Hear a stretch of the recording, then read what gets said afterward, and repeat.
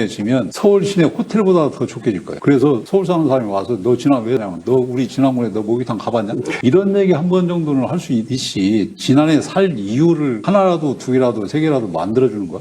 사실은 저는 그게 공약이라고 생각해요. 맞습니다. 안녕하십니까. 안녕하세요.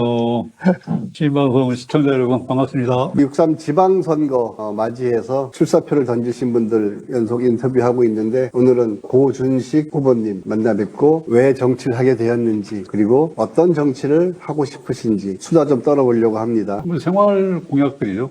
예를 들면 제가 요즘에 이제 그 공약한 거 있거든요. 공공목욕탕을 지난 읍내에도 설치하겠다. 이제 면 단위에는 작은 목욕탕들이 다 있잖아요. 근데 상대적으로 읍 소재지가 그런 면에서 사각지대가 있는 거죠. 시장이 작동을 반절은 하고 반절은 안 하고. 그러니까 행정이 이제 그것을 어떻게 개입할지 모르니까 65세 이상한테 목욕 이용권을 드렸거든요. 네. 근데 65세 미만은 또 어떻게 돼요? 그러니까. 근데 그렇게 한다고 해서 그 목욕탕 주인이 시설 투자를 할 수 있는 여건이 안 되잖아요. 그래서 결국에는 공공이 개입을 해서 그렇죠. 공공 목욕탕을 운영할 수밖에 없고. 그래서 이제 그 공약을 했더니 좀 반응이 좀 뜨겁습니다. 확실히 생활 공약들이 중요한 게 아닌가. 그런데 사실은 더 깊이 들어가 보면 공공 목욕탕이 설치가 됐다고 해서 문제가 해결되는 건 아니거든요. 그렇죠. 이 공공 목욕탕이 설치가 됐을 때 운영을 어떻게 할 거냐, 또 그 운영 과정에서 어떤 효과를 바랄 거냐, 이런 부분들이 사실은 세밀하게 세팅이 돼야 되는데, 그 홍삼 농공단지 근로자들을 위한 이제 쉼터를 만들었는데, 거기에 목욕탕을 쳤어요.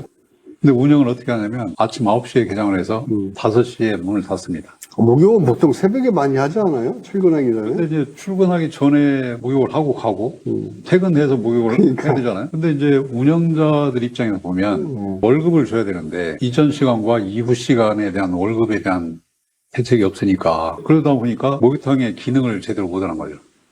그래서 결과적으로 보면 시설의 문제가 아니고 운영의 문제로 봐야 되는 거다. 근데 이게 목욕탕의 문제만 사실은 그런 게 아니거든요. 그렇죠. 지난번 전체의 정책도 현장까지 갈 때는 그런 운영의 문제들이 제대로 가고 있지 못하다. 그렇게 해석을 해보면 저는 목욕탕을 설치를 해서 진짜 그 운영 과정에 정확히 우리 지역 주민들이 이 목욕탕 하나로 행복을 누릴 수 있게 저는 24시간 운영해도 된다고 봐요.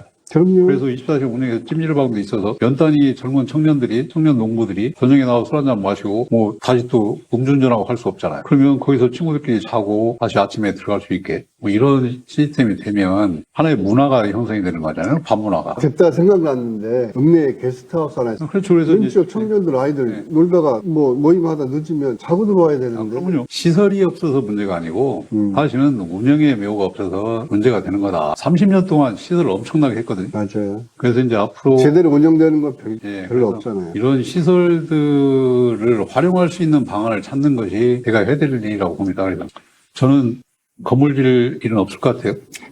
우리가 사는 동네가 어떤 동네고 너 지나는 왜 사냐 물어보면 제가 목욕탕 지난 읍내에 지면 서울 시내 호텔보다 더 좋게 질 거예요. 그래서 서울 사는 사람이 와서 너 지난 왜 사냐면 너 우리 지난번에 너 목욕탕 가봤냐? 이런 얘기 한 번 정도는 할 수 있지. 지난해 살 이유를 하나라도 두 개라도 세 개라도 만들어주는 거야. 중요합니다. 사실은 저는 그게 공약이라고 생각합니다. 맞습니다.